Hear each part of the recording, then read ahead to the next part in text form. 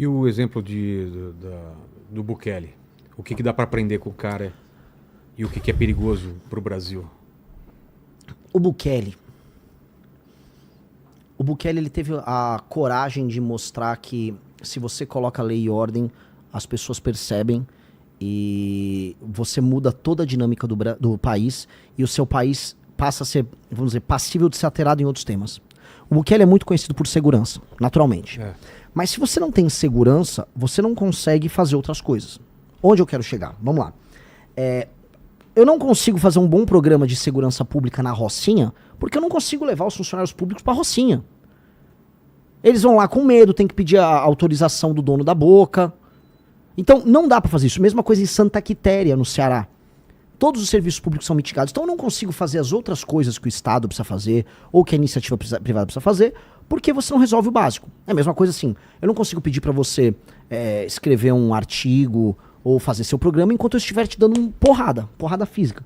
Você vai ter que me quebrar de porrada pra você ficar calmo, tomar um banho e falar, agora eu vou trabalhar. Ou seja, lei e ordem, assim como comida, vem antes de tudo. Então o Bukele falou, primeiro lei e ordem. Vamos resolver lei e ordem? Vamos. Agora vamos resolver todo o resto. Com lei e ordem você resolve a economia. Com lei e ordem você resolve a educação. Mas aqui você faria a mesma coisa? Precisa. Logo no começo. O presidente da República ele tem que fazer um marco. Eu vou colocar lei e ordem no meu país. Meu país vai ter lei e ordem, muita. E por que ninguém fez até isso? Porque não davam valor e porque não tinha um projeto de Brasil. Esse é um grande problema. O Bukele tinha um projeto para El Salvador. Ele vislumbrava, se eu arrumar a lei, se eu destruir as gangues aqui, aí eu vou poder tentar transformar El Salvador num hub para eu trazer grandes empresas. Aí a Google foi para lá, a China investiu em biblioteca, ele tá trazer empresas de cripto para lá e tá tendo sucesso nisso. Agora, o que ninguém fala do Bukele, o sistema de saúde, um modelo envolvendo inteligência artificial, um aplicativo que ele criou, se eu não me engano, junto com a Google, para integrar o atendimento para as pessoas, é genial, é mais genial do que o modelo de segurança dele. Ninguém fala. Vai ficar os jornalistas, por exemplo, o Bukele é autoritário. Você conhece o sistema de saúde de El Salvador? Cara, se vê o sistema de saúde que ele está implementando lá, é genial. Por que ele fez isso? Porque ele conseguiu impor lei e ordem, e aí ele teve com isso espaço, não só de popularidade, mas, vamos dizer, espaço político num país que não tem mais gangues, para investir em saúde. Ele estava com uma política de fazer novas escolas, de impor lei e ordem e disciplina nas escolas, porque o Bukele, ele está estudando o caso de Singapura. O ídolo do Bukele, no fundo, é o Lee Kuan, lá de Singapura. E agora que eu citei o Lee Kuan, pode anotar que os outros presidenciáveis vão tudo me copiar, né? Que eles adoram copiar. Não, agora é pra falar de Singapura, eu vou falar do Lee Kuan. Lee Kuan, o modelo do... Ele tá mandando indireta pra alguém? Pô, nem é pra alguém, porque o Zema gosta de falar até nos termos. O Flávio copiou um slogan meu. Eu falava, Nordeste é solução. Porque eu falo, se a gente resolve... Você viu o que eu expliquei das prefeituras, toda a construção que eu fiz? O que eu explico é, se você muda o modelo de governança nos municípios e nos estados do Nordeste e gera atividade econômica, o Nordeste para de exportar pessoas humildes para viver de maneira indigna em outros estados, você melhora a qualidade da representação política, todos os estados começam a contribuir com a federação de maneira equilibrada. E aí fica dinheiro de São Paulo em São Paulo, para São Paulo investir em estrada, para Santa Catarina investir em estrada, entendeu? Você resolve a federação. Portanto, o Nordeste não é o problema. O Nordeste é a solução. Essa é a minha tese. Pô, tem artigos, tem tudo. A gente construiu livros sobre isso. O Flávio vai lá e como ele acha que, eu vou pegar votos no Nordeste, então o Nordeste é a solução. Vai pastar. E o Zema... Até minhas declarações, desde a ideia do direito penal do inimigo, quando falam de transformar o crime organizado em equilibrar, qualificar ele como grupo terrorista, que é a implementação do direito penal do inimigo. Até as minhas falas diretas, quando eu falo assim, marmanjo de 25 anos que tá recebendo Bolsa Família vai ter que trabalhar. O cara copia ipsis literis. Tem problema? Eu não acho problema. Eu acho que nem acho que é o Zema que copia, acho que ele tem uma equipe lá. O Zema é um cara bonzinho, não tem nada pessoal contra ele. Só que eu acho assim, entreguem mais, vocês podem mais. Vocês têm partidos políticos, Zema, Caiado, Flávio, com fundações multimilionárias. Bota a bosta da sua fundação, do partido pra trabalhar, contrate intelectuais e pague bem pessoas que pensam pra construir uma visão de mundo original. Vocês têm partido político pra quê? Então, o meu partido, que assim, é pobrinho, a gente constrói a própria visão de mundo. Então, pega a galera, o PL, que é o partido lá do Flávio, tem uma fundação, acho que é a Fundação Álvaro Vale. Em 4 anos, assim, se der, bobear deve dar centenas de milhões de dinheiro que esses caras têm à disposição. Aí ficam lá fazendo uns eventos nada a ver. Use a fundação pro que a lei manda, que é crie políticas públicas, crie um horizonte Brasil. Ninguém cria. Então é isso que me irrita. Porque eles têm oportunidade. Se quer copiar, se quer acha que o discurso funciona, copia, a gente já tá pautando, fico feliz. Só que, pô, e o teu partido, não tem ninguém? Construa um horizonte Brasil. E isso me irrita. Porque, assim, a gente tem que aqui assoviar e chupar cana. A gente não tem dinheiro, a gente tem que rodar o Brasil de carro, a gente não roda o Brasil de jatinho, a gente roda o Brasil de carro, a gente tem que trabalhar com militância, tem que construir as pré-candidaturas sem grana. Os caras já têm uma estrutura. Então, pô, use a estrutura pra fazer algo inspirador. Porque se for bom, vamos supor, se o Flávio Bolsonaro, que não vai vir nada de lá, mas se o Flávio Bolsonaro vier com algo inspirador, algo que é uma boa proposta, não, tá aqui. Pô, eu defendo também.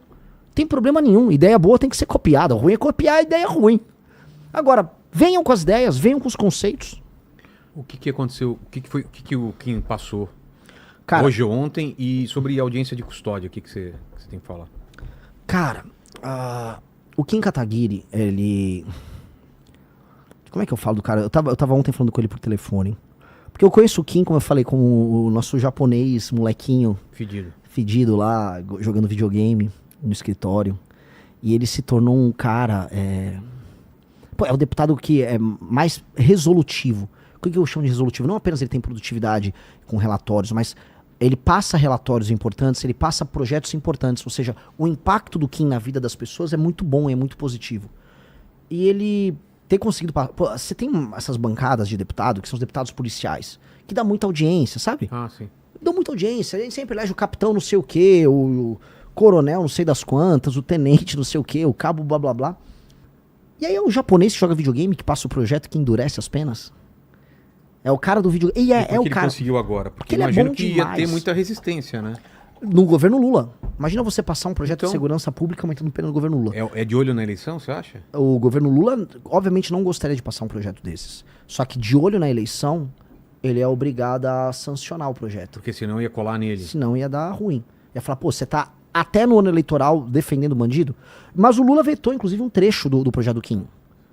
Agora, todos os projetos que envolvem segurança, o governo do PT ele tenta mitigar. Então o Kim passou um projeto que ele é muito bom. Ele aumenta todas as penas para furto, roubo e receptação e também para crimes online. Até porque boa parte dos crimes do Brasil são cometidos na internet.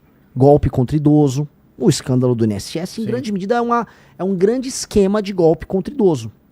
E você não tinha tipos penais que pegassem isso. Então o que o Kim fez? Sabendo que ia haver uma sabotagem do Centrão, sabendo que haveria, vamos dizer, sabotagem de políticos à esquerda, ele conseguiu um projeto que aumentasse as penas por furto e roubo. Então, você aumenta a pena por furto e roubo, se for celular é agravante, se for a mão armada é agravante. Por quê? Aí entra a inteligência. Porque a maior parte dos assaltos são assaltos de celular no Brasil. As pessoas roubam carro, roubam casa, roubam carteira, mas o principal é o celular. Foi criada toda uma indústria para roubar celular aqui. Aqui você tem uma indústria.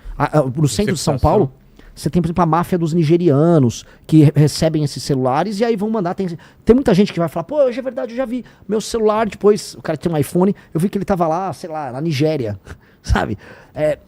Por quê? Porque isso acontece. Outros vão pro Paraguai, então você construiu uma indústria. O menino que rouba o celular, ele já tá com aquele celular vendido. Ele já sabe para onde o celular vai. Então, esta lógica, que é por isso que o que inclui a receptação, essa lógica envolve um mercado sobre celulares. E isso ele ajudou a quebrar, porque agora que a pessoa é pega, o cara roubou um celular na mão armada, que é a maior parte dos casos de assalto no Brasil, que é o que mais aflige os brasileiros com segurança, esse cara vai preso. O policial não vai se sentir um inútil pegando o cara, levando pra delegacia e o delegado soltando. Porque, roubo a mão armada, com algum grau de violência, de um celular. O cara vai preso. Então, teve muita inteligência, teve um trabalho, teve perseverança, teve encheção de saco. Ele ficou enchendo o saco do Alcolumbre, ele ficou ligando pra senadores, ficou pressionando, e aí até que o Alcolumbre botou pra pautar no Senado e passou. Tinha passado já na Câmara, aí pautou, e aí foi pra sanção do Lula. Aí o que o Lula fez? Ele tirou um dos elementos, que aumentava também pena, mas ele sancionou. Aí ele sancionou e correu. Lula agora aumenta penas. Ele não aumentou, o PT não contribuiu em absolutamente nada pro projeto. E a Globo, inclusive, tirou o Kim. Ela falou, não, o governo aprova a lei. O governo não aprovou nada. O PT ficou tentando mitigar o projeto na Câmara e no Senado. O Lula que agora quer tentar tirar uma lasquinha desse assunto. Então, Pouco importa, assim, as pessoas que importam, elas sabem que é o projeto do Kim, a autoria do projeto do Kim. E esse cara é sensacional, cara. Esse cara tinha que ser multiplicado. Por que todo policial, todo especialista em segurança pública vem aqui e reclama da audiência de custódia? Porque é um desses elementos, vamos dizer, mitigadores da aplicação da pena. Aí o cara leva, aí você tem audiência de custódia, você vai pegar um juiz que vai ser leniente, que não vai fazer a aplicação imediata da pena de prisão. Muitos falam, não, solta por esse motivo ou outro. E aí isso faz com que muitas pessoas que são reincidentes retornem pra rua e continuem cometendo crime. E aí você vai perpetuando um ciclo de impunidade. A gente precisa entender, assim, as pessoas que estão assistindo, a maior parte das pessoas que cometem crimes cometem de maneira reincidente. Não é que é aleatório. O Renan saiu, hoje eu vou roubar um celular. Não, são as mesmas pessoas. Você tem que entender, são as mesmas pessoas. E é isso, assim, Vilela, eu te falo. O cara é reincidente. Porque pra você ser bom em tudo na vida, você faz repetição. Você tá, acho que você tá no seu podcast mais de 2.000, 1835, fora os especiais, dá mais de 2.000 episódios. Então você tem mais de 2.000 episódios. Então você ficou bom. É repetição. É repetição. Um ladrão também é repetição. Tá me comparando a um criminoso que rouba celular. Você entendeu, né, Aline? Aos pouquinhos foi chegando, O cara que rouba né? celular é tão bom quanto eu, porque pela repetição, assim como eu faço muito podcast, ele rouba muito celular. Entendi, Renan. Por isso que o Lenny já vai me punir no final. Exato. Já peguei já mais tô uma Mas eu entregando antes. entendi. O cara...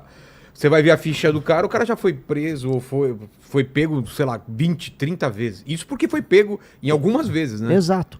E aí tenta imaginar o policial que correu atrás dele, que pegou o cara, que tá na rua, correndo ele próprio risco de vida, que depois, se ele mata o cara, não tem uma assistência jurídica por parte da polícia, que vai responder um processo, que vai ter um promotor, às vezes um canalha de um promotor, querendo prender o policial, falando, teve excesso de força.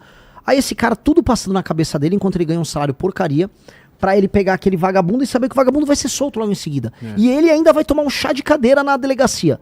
Então, se for pegar todo o ciclo da experiência do policial no enfrentamento ao crime, o policial, pra topar ser um policial num cenário desse, o cara, ou ele é um herói, ou ele é muito louco. E eu acho que na maior parte dos casos ele é um herói.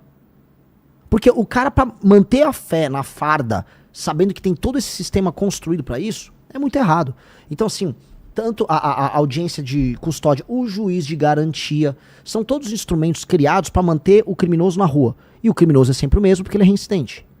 O que a gente precisa fazer? Quando o cara é reincidente, aumentar bizarramente as penas. O cara entendeu assim, cara, se eu for pego pela segunda vez, eu vou ter, sei lá, por um crime violento com a mão armada, mais de 35 anos de pena, 40 anos de pena, ele perdeu a vida dele foi desperdiçada. Ele tem que entender isso. E aí a gente tem que aumentar o policiamento, de modo a ele ter certeza de que não haverá impunidade. Ele tendo certeza que não haverá impunidade, ele faz um cálculo econômico, porque por mais que ele seja canalha, ele não é um imbecil completo. Dito isso, Vilela, falo aqui, porque não existe solução mágica. Mesmo em países desenvolvidos, Estados Unidos é um exemplo, que tem penas altas, o cara consegue ser um imbecil a ponto de saber que ele vai destruir a vida dele, mas ele vai lá e comete o crime. E aí ele vai ter que ir pra cadeia e vai ficar muito tempo na cadeia. E não vai dar pra ficar a moça dos direitos humanos, não, mas olha só, ele tá muito tempo... Ele optou. Se ele pegou uma arma, botou na cabeça de alguém e fez o seguinte julgamento, olha, você vive ou morre, dependendo da minha vontade. Este cara é um juiz da vida de outra pessoa. A gente nunca se toca, porque a gente, novamente, recapitulando o que eu falei no começo, a gente naturaliza o absurdo. O Brasil é o país da naturalização do absurdo. O Brasil é um país que fala, veja só, ele só apontou a arma pra você, ele não bateu em você, ele não deu um tiro no teu pé. Vamos ver como isso é um absurdo tremendo. Né? E ele vai na audiência de custódia e solta, ele não matou ninguém. Olha, o bandido, pô, sai dessa. Como a gente vê, tem vídeos de audiência de custódia de juiz ou juíza. Olha só, você de novo aqui. É porque ele nunca teve uma arma apontada pra cara dele. Exato. Também, né? Quando o cara se coloca numa posição de poder em que você vive ou morre, dependendo da vontade dele, às vezes o cara tá louco de alguma droga, às vezes o cara tá... Às vezes é um moleque, um menor de idade. Toda a tua vida, todos os teus sonhos, todos os seus amigos, a sua mãe, o que o seu pai sonhou sobre você, tudo aquilo tá na mão daquele cara. Aquele cara tava decidindo ali, vou matar ou não você. Este cara, só de se colocar nessa posição, que é uma posição de juiz da tua vida, este cara, na minha visão, não pode sair da cadeia. Você se tornar o juiz da vida de outra pessoa, que é o assalto à mão armada, você tem que ser muito punido. Você tem que ser punido, assim, da maneira mais pesada possível. Porque ser um juiz da vida alheia e se colocar numa posição de deliberar se alguém vive ou morre, é uma das coisas mais autoritárias que existem. É de um autoritarismo, a ideia de que sua vida vale um celular e que se você não entregar, ou se você tremer a mão, o celular cair no chão e ele desconfia, ele dá um tiro em você. E a gente não se toca. Isso é muito absurdo. Países como, os Estados Unidos entendem isso. Puxou a arma, tá cometendo, você vai ficar muito tempo preso. A gente aqui, na audiência de custódia, mas não levou a óbito ninguém, ele nem atirou. Imagina, ter uma arma fria, usou essa arma fria pra assaltar alguém, cara, pra mim, se o policial viu, é tiro na cabeça, tem que matar. O cara tá se colocando nessa posição, ponto. Se ele se entregou, é muito tempo de cadeia. E ponto. E a gente tem que entender, porque, novamente, esse raciocínio que eu fiz com você, as pessoas não fazem. Que é a ideia da naturalização. Quando você fala de Bukele, quando você fala do prendeu, matou, a esquerda te coloca como direita, de extrema direita. E os bolsonaristas colocam você como esquerda. Renan, o que você é? O que o Missão é?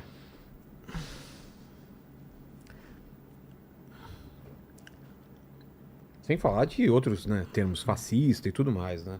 Essa é uma pergunta que ela se torna cada vez mais difícil, porque eu tento sempre ser muito honesto e na resposta que eu quero dar. Ser meramente de direita para boa parte dos brasileiros significa gostar do Bolsonaro. E aí, mesmo tendo propostas muito mais enfáticas e muito mais duras do que, por exemplo, a dos candidatos de direita, como o Flávio, eles vão falar que eu sou esquerda porque eu não sou puxa-saco do sobrenome dele. O esquerdista, veja, eles faziam caricaturas nos anos 90 falando que o Alckmin era nazista. Sim. Tem caricaturas, assim, se o Lênin quiser encontrar, vai ter meme na internet, caricaturas do Latuf, do Alckmin andando com braçadeira nazista. Pra eles, qualquer um que discorda um pouquinho vira fascista, vira nazista. Então, é um tipo de ataque que não conta. O do bolsonarismo é um ataque que faz parte da ideia de que eles definem se você é ou não um inimigo. Olha, se você não tá com o Bolsonaro, você é inimigo, então você é um comunista. Isso é vazio. Então, se você estuda as nossas propostas, a ideia de lei e ordem, você vai falar que nós somos um grupo à direita. Ponto. É um grupo à direita. Qualquer classificação clássica, qualquer literatura, se eu botar um professor sério de ciências políticas para estudar, ele vai falar, isso aqui é um grupo de direita. Beleza. Entretanto, a gente tem uma coisa aí, uma característica nossa, minha, do Kim, de todo o time. Nós somos criativos e nós procuramos soluções fora da caixa. Por exemplo, aquilo que eu falei pra você no começo do programa sobre os prefeitos nos interiores do Brasil. Isso é um problema de esquerda ou de direita? Não dá pra saber, eu não sei. Eu não sei se é um problema de esquerda ou de direita, é um problema. E qual a solução que eu tenho que trazer? Uma solução de esquerda ou de direita? Os problemas não são de esquerda e direita. A solução talvez passe por um pensamento, uma ideologia. Exato. Então, a solução que eu trouxe é uma solução que você vai encontrar alguns paralelos no Japão, outros na Inglaterra, Itália, e outros muito na China. Eu não tô ligando se a China é comunista, se o Japão é capitalista. Eu não tô ligando. Aí eu quero trazer a melhor proposta possível. E eu vou olhar com generosidade. Eu quero olhar a experiência chinesa de maneira generosa. Eu quero olhar o que Israel faz com startups de maneira generosa. Vou tomar nota. Eu vou olhar Botsuana. Botsuana tá ultrapassando o Brasil. Renda per capita, um monte de coisa. Pô, vou aprender com Botsuana. Vou aprender com Ruanda. Eu acho que é Kigali. Me corrijam aí, acho que é Kigali a capital da Ruanda. Kigali tem programas de limpeza pública. Uma cidade mais bem cuidada do que as nossas. Kigali, os caras estão passando por guerra e tudo mais. Então eu vou aprender. Tô tomando aula aqui com os caras. Eu quero aprender com todo mundo e não importa se tem cor de esquerda ou cor de direita. Eu acho isso uma discussão idiota. Agora, em princípios valorativos, eu acredito no direito à vida, acredito em lei e ordem, acredito em direito de propriedade. Acho que o motor que induz a criação humana e a capacidade humana de se organizar e gerar riqueza é o indivíduo e é a organização, vamos dizer, privada entre indivíduos. Mas não nego a capacidade que o Estado tem de juntar as forças produtivas para a gente poder acelerar esse processo. Então, sendo essa pessoa, sim, dá para colocar que eu sou de direita, mas eu e o nosso time somos um grupo que imagina soluções e estuda essas soluções sem se preocupar com rótulos.